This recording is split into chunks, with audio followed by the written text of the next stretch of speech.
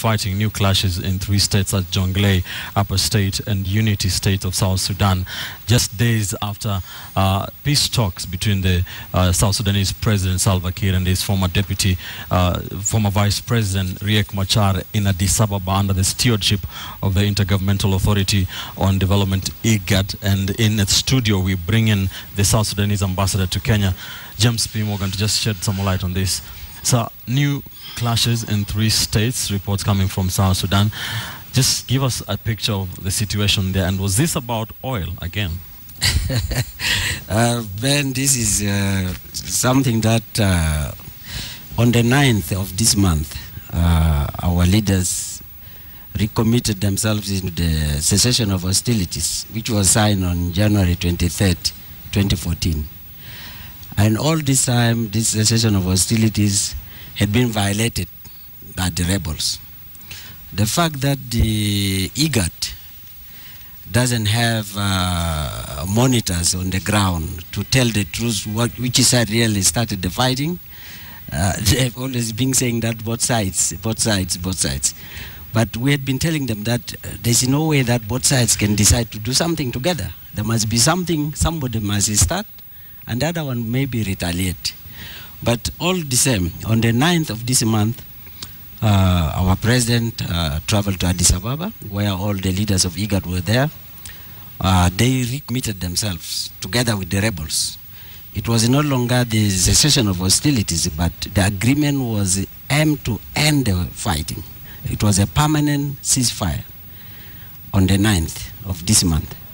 On the 10th, the rebels again started to attack our positions in a place called Dugdug. Dugdug is north of Rank. You know, they just came and attacked our position there. So this comes just a day actually after the peace talks. So what do you attribute this to? Not only days, it was just a matter of hours, just hours after signing. So to us, it is just business as usual on the side of the rebels, because this is what they had been doing. They've never committed themselves into any ceasefire. This is what has been happening. So, but we had been telling the region and the world at large that, you see, it is better. We don't have any appetite in this war. We don't have any interest to pursue it. But we don't understand what the rebels are up to now, because after signing of this, the government even made a lot of concessions. You know, there was the issue of the prime minister, which is the position that Riek Machar wanted to be created, though we don't have it in our constitution, but yet, for the sake of peace, it was agreed. Mr. Ambassador, the IGAD has been blamed or has taken the flak for apparently not failing to take a united position in the peace talks in South Sudan. Now they've even issued sanctions in 2 weeks' time if the leaders do not, come to an agreement. Yes. Now, many people in Africa thought this was the united spirit that was going to take South Sudan forth. It was, in fact, all of us as a government, we welcome the position of IGAD. But what surprised us was the attack. But yet, even if the attack happened, it was still the government is committed to pursue the peace. We are not interested in any war. We are still interested to pursue the peace, and at the moment we are given 15 days of the consultations with our constituencies so that we can come up with what our constituencies will be saying. Because the position of the Prime Minister, which was a little bit difficult, because we don't have it in our constitution. But now that it has been said that this is what the rebel leader wanted, now we have agreed. We have agreed that the position of the Prime Minister will be created for him. If that is what you want anyway, it will be created, and it has been accepted. Now we are not really worried about the attacks, because this had been what they had been doing from day one. So even if the attack is there, the government is still committed to pursue the peace. So 1.1 million people displaced in South Sudan. Yes. The oil industry is crippled.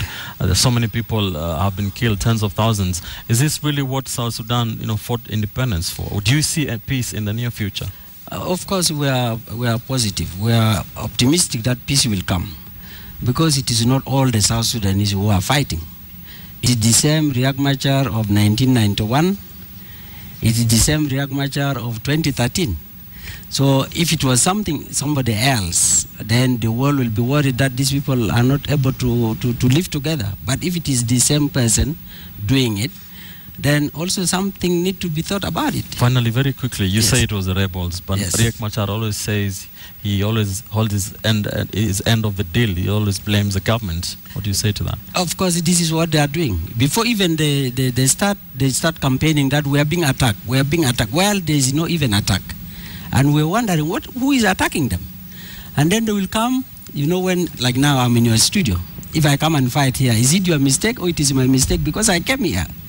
So this is what they always come to our garrisons. And when we attack our garrisons, we have the right to defend ourselves. This is what is happening. We really don't go after them. And even the recent one, nobody went after them. They were repulsed, and our forces remain in their positions up to now. Thank you, Mr. Ambassador. Thank you very much. Okay, Dwayne, James thank P. you. Morgan, the Ambassador of South Sudan to Kenya, just shedding some more light on that. And of course, the Intergovernmental Authority on Development, IGAD, has given South Sudan, or the two leaders, as one sanctions if they don't, agree on a peace, on a way forward concerning the peace talks in 15 days. Back to you, Linda.